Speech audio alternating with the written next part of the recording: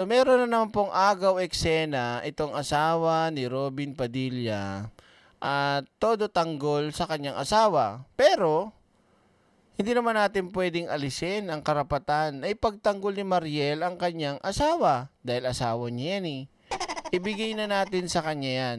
Pero ito lang ang masasabi ko dito sa babaeng ito na si Mariel.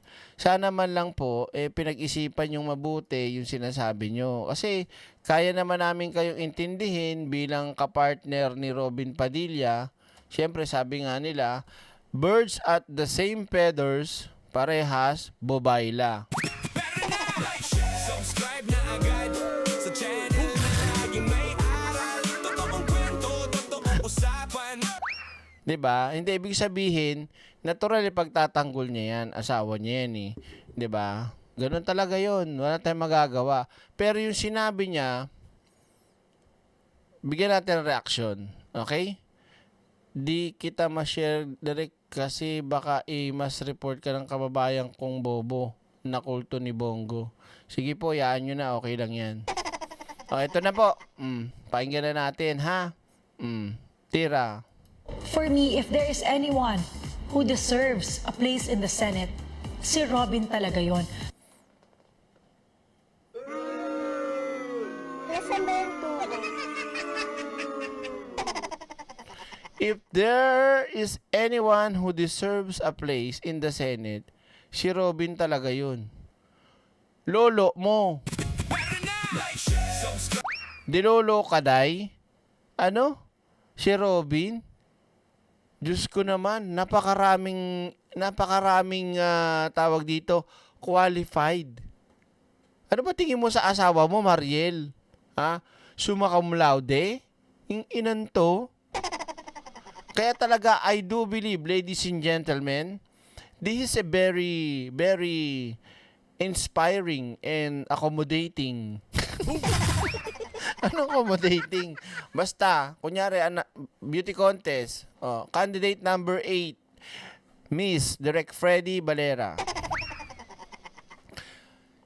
Thank you, ladies and gentlemen. I'm happy. I hope you're happy too. I would like to leave you a simple message, or what do you call this? Bahala na kayo.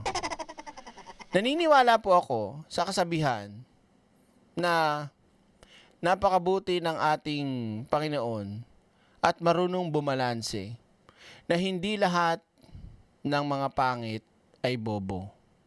Kung minsan, ang kaanyuan panlabas ay bumabawi.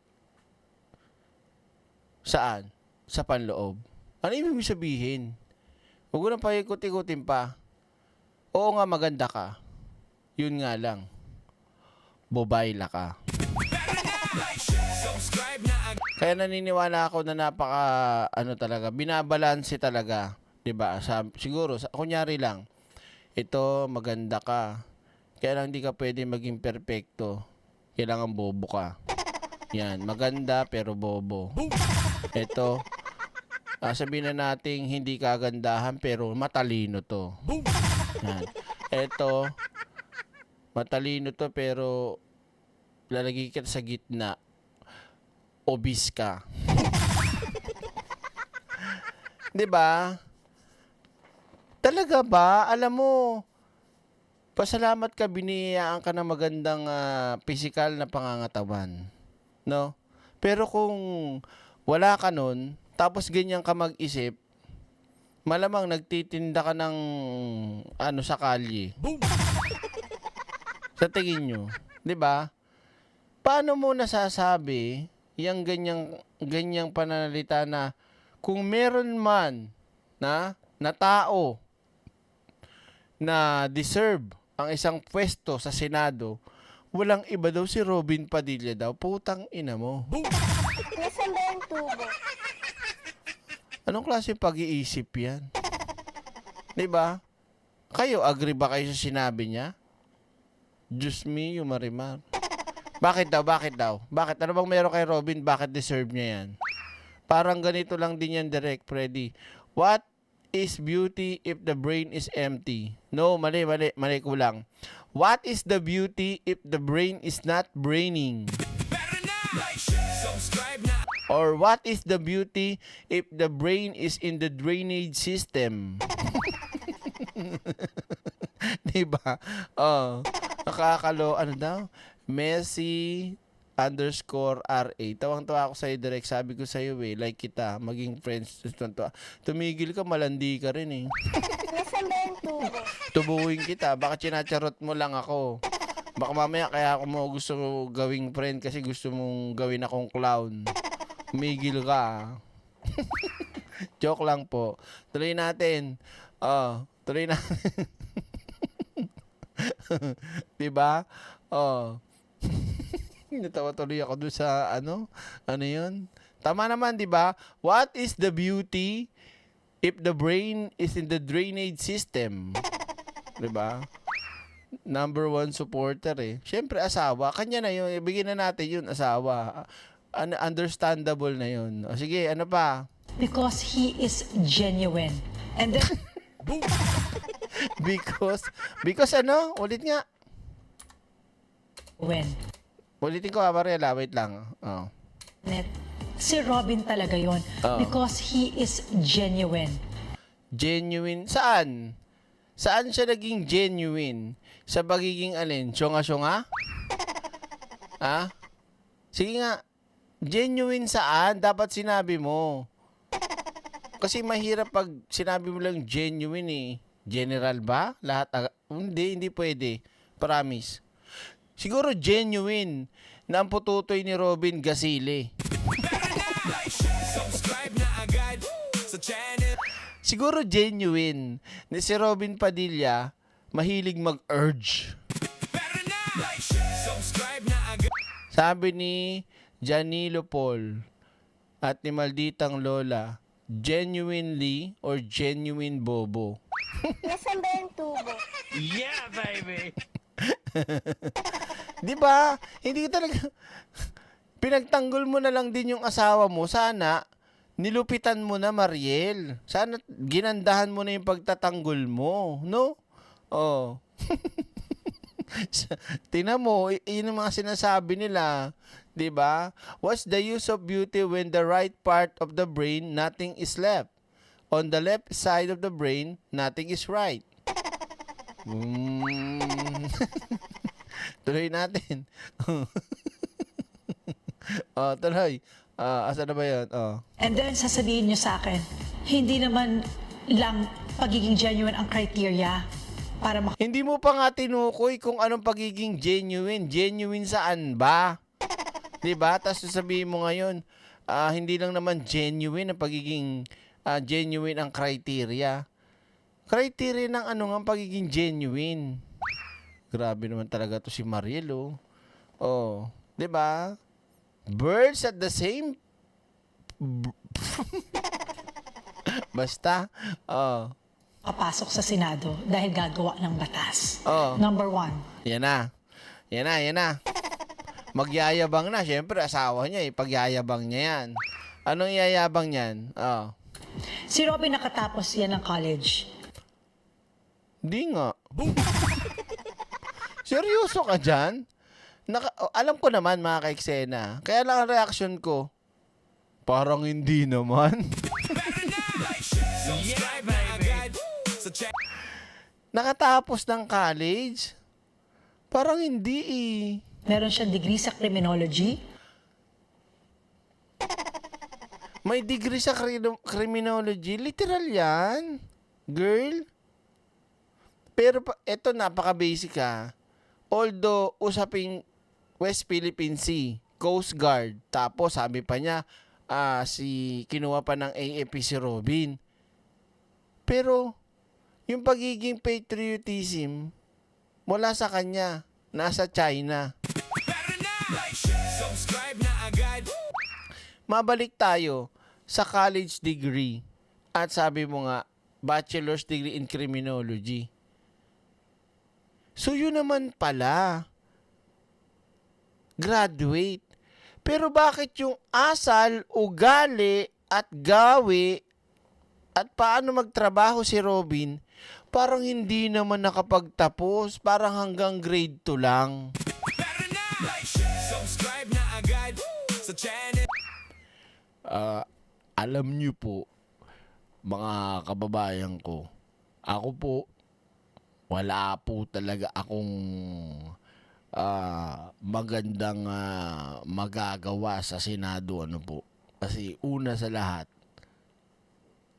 bobo po ako eh. Subscribe na agad. Magiging mabigat lang po ako sa Senado. Sigurado po yan, mga kababa. Kaya kung ako po, mabibigyan ng pagkakataon po, malamang ako po ay kakanta na lamang pag pinatawag sa Senado po. Sir, ano pong kakantayin nyo? Walang iba po kung hindi Wonderful Tonight. Like, share, subscribe na agad sa channel. Maraming salamat, Jasmine Official Wow, degree sa criminology, kaya pala kriminal. And now, utak kriminal. Proud ka niyan, Mariel. Proud yarn.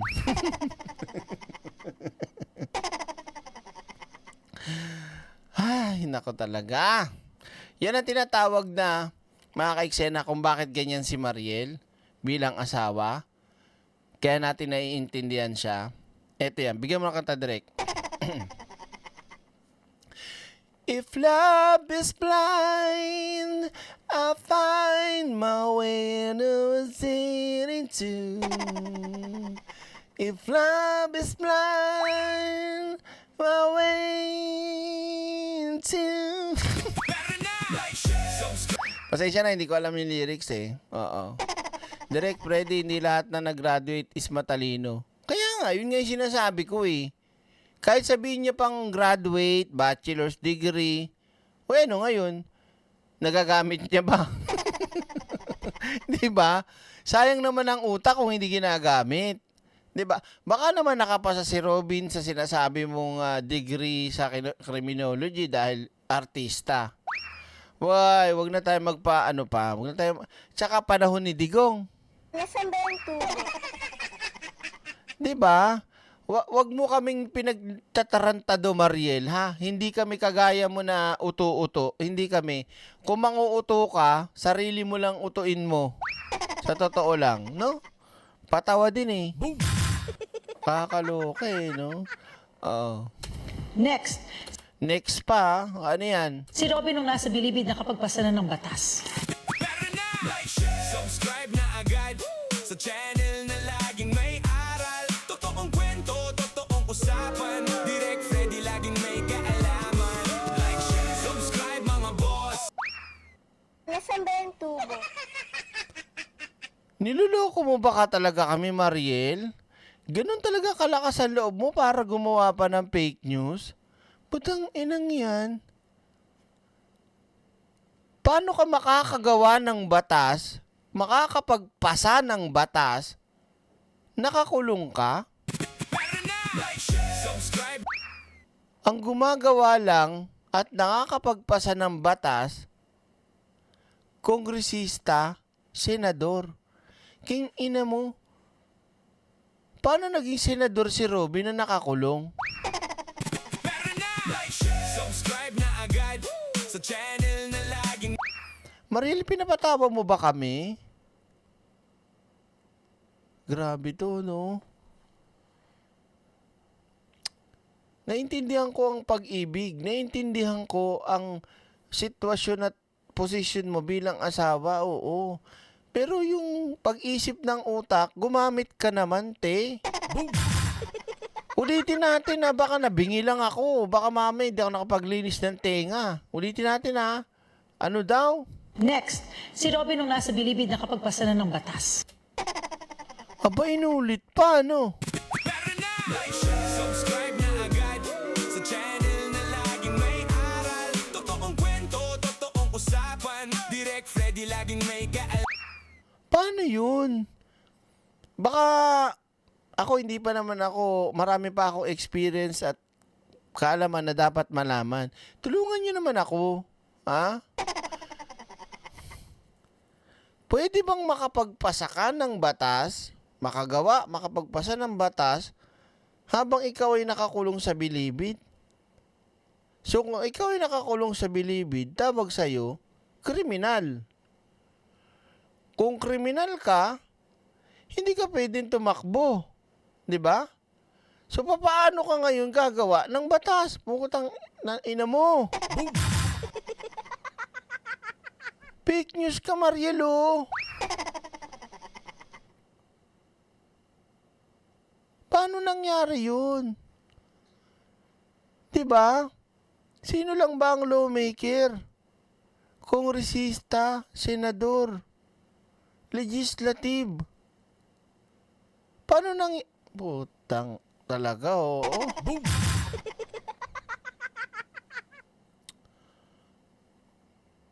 Oh my God, ang lala. Ang lala talaga. Ang lala, mga kapatid. Siguro, ang nagsabi sa kanya yan, si Robin. No? Tinan mo, pati asawa mo, niloloko ka, Mariel. Nasaan ba yung tubo?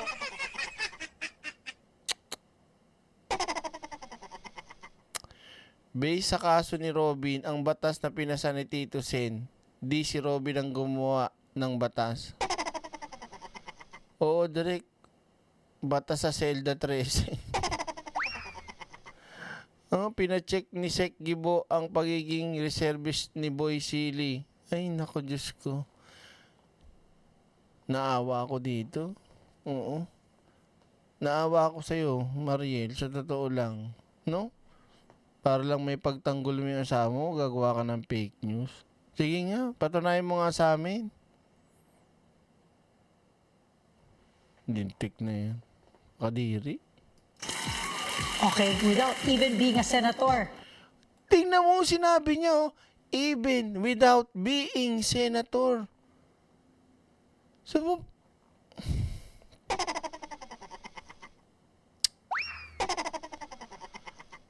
ay nako, gigigil ako dito. Okay? Pro, okay?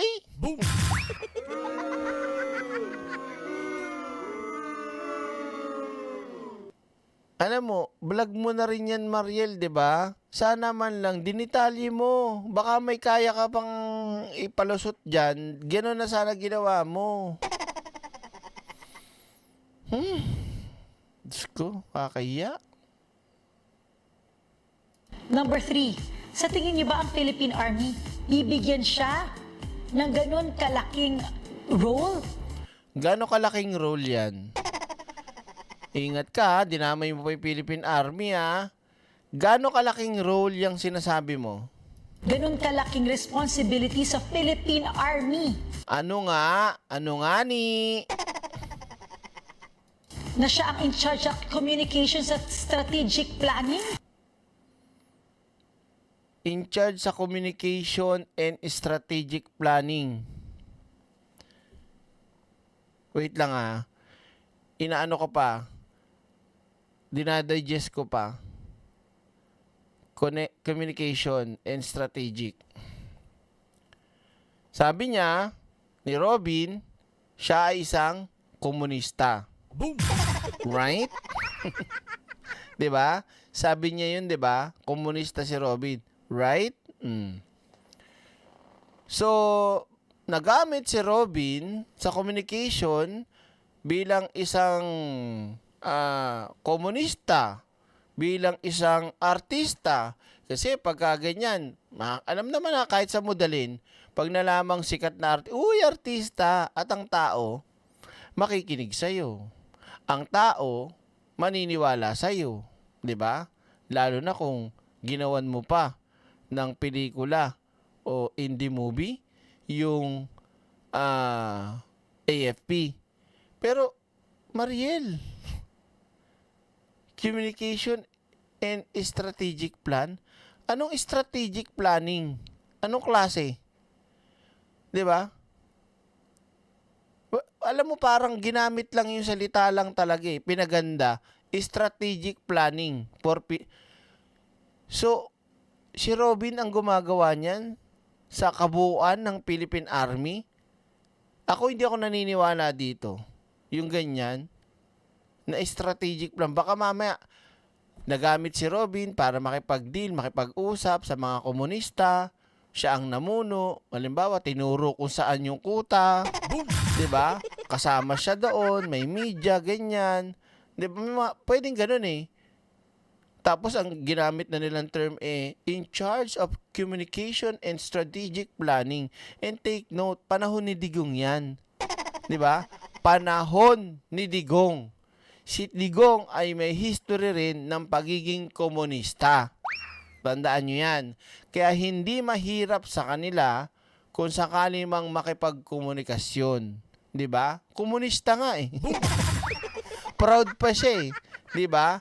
He cannot even communicate properly sa Senado. My God, Mariel, please shut up your shitty mouth up. Toroy, maldita. Hindi, ang ginagawa ko na lang katatawanan at mababaw. 'Di ba? Oh. Wala yan, direct reserve lang yan. Yun na nga yung iniisip ko eh. Kung sakali man meron siya naging gampanin, 'di ba? Nasabi niya yun eh. Na parang may napanood ako na isang documentary, GMA yata yun. Yun nga, na si Robin ang parang nagiging tulay para makipag-communicate sa mga komunista. Pero hindi ibig sabihin ng pagdating ng English kasi, communication eh, akala mo talaga bigatin eh, no? Oh. 'Di ba? Dahil syempre mapapakinabangan ka ng AFP, kahit sino naman talaga gagawin 'yun, gagawing advantage 'yun. Dahil ikaw ang pwede namin makakuwang makausap at makapasok, makapunta sa lugar ng mga komunista, mga terorista. Sige, lalo na't nag-Muslim pa siya. 'Di ba? So anong mabigat diyan, Mariel? Ha? Diyos ko po, patay tayo dito. Oh. Ano pa? Kung sa tingin nyo hindi siya qualified, di ba? Ang Philippine Army, Pinagduduldulan niya pa yung Philippine Army para bang, kinuha siya ng Philippine Army. Huh? Kahit kunin ka pa ng Philippine Army, NBI, FBI, 'di ba? Ano bang expertise ni Robin? 'Di ba? Kumanta, mag-video okay. Ano pa? Gumawa ng pelikula. At ang alin, pagiging komunista. So malamang doon sa komunista papasok ang pakinabang ni Robin Padilla. Gets mo, Mariel? Baka mamaya sinasabi niyang strategic, yung pala yung pamamaraan paano makapunta sila sa kuta ng mga komunista. Pinaganda lang. Sinamahan ni Robin Padilla ang kasundaluhan kasama si General ganito, ganyan-ganyan upang makipag-ceasefire, makipag-usap, makipag-deal sa mga grupo ng mga NP, 'di ba? Sinubukan ni Digong hawakan sa leeg tapos na tayo dyan. Alam mo, Mariel, reservist lang asawa mo kahit walang pinag-aralan basta gusto mo maging reservist pero hindi ka active service. Hindi ko maintindihan kay Mariel talaga kung bakit pinipilit niya pang pabanguhin yung kanyang asawa kahit hindi naman tatalab. Ikaw lang nasisira lalo eh, tinan mo. 'Di ba? Yung asawa mo, ganyan ang pag-uugali, ganyan ang pag-iisip. Tuloy ikaw, nahawa ka na. Subscribe na agad sa channel na laging may aral. Parang si Digong ginagamit ang guardian ni Honasan. so, dun sa mga nagsasabi na hindi siya qualified, I beg to disagree. Sige na, asawa mo yan eh. Sige na, oo na. Oo. O kung mag-disagree ka, di wow. Basta kami, marunong kami mag-isip kaysa sa inyo mag-asawa, ha? Nasaan ba yung tubo? Reservist, duwag naman. Di ba? Sinabi na nga ni Sec Gibo na baka ang pagiging reservist niyan fake lang. Kaya pinapacheck niya kung totoong nag-training siya. Naging reservist nung panahon ni Digong. Pareho sila. Bobo. Ako yun din ang nasa isip ko. Tandaan nyo, sa panahon ni Duterte, laganap at napakatindi ng padrino system. Alam nyo ibig sabihin sa padrino system? Yung mga parang fixer na lang din. Fixer. O hindi na kailangan dumaan sa ganito. Ako nang bahala pare. Yung mga ganun. Kaya dapat maimbestigahan yan. Baka hindi nga nakapag-training yun eh. 'Di ba? Hindi kagaya ng mga nag-reservice na talagang naglaan ng panahon, pagod at hirap, 'di ba? Let's just agree to disagree, Mariel. Di po siya nahawa direct. Same lang talaga sila ng utak. Kaya nag-match. Nasaan ba yung tubo? Sabi ni malditang Lola, buang! Ang strategic planner ng bansa ay presidente, SND, AFP Chief, and National Security Council. Kaya nga malditang Lola, yung ginamit ni Mariel doon na salitang strategic communication and strategic planning kineme-eme, para lang pagandahin yung term ginamit. Pero kung tutuusin, hindi naman alam ni Robin yun. 'Di ba? Yan na natin si Mariel. Siya lang naman na nakikinig sa pinagsasabi niyan. Talsik. Ano to? Talsik. Nitan. Luwa malaway lang. Magulo rin yung ano mo, dulo He is more than qualified. What? Tara na! Like, share, subscribe na agad sa channel na laging may aral. Totoong kwento, totoong usapan.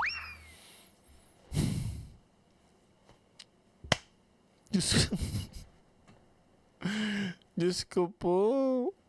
Kung si Robin ay more than qualified.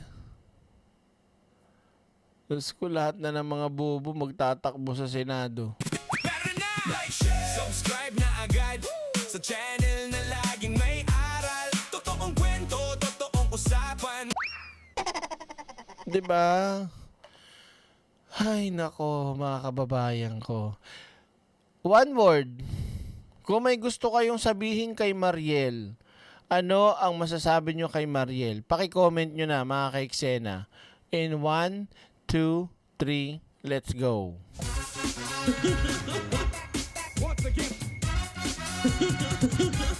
Wag na kayo mahiya. Mag-comment kayo kung anong gusto nyo sabihin dito sa babaeng to, sa kanyang mga binitawang salita at pagtatanggol sa kanyang iniirog at sinisintang si Robin Boy Silly.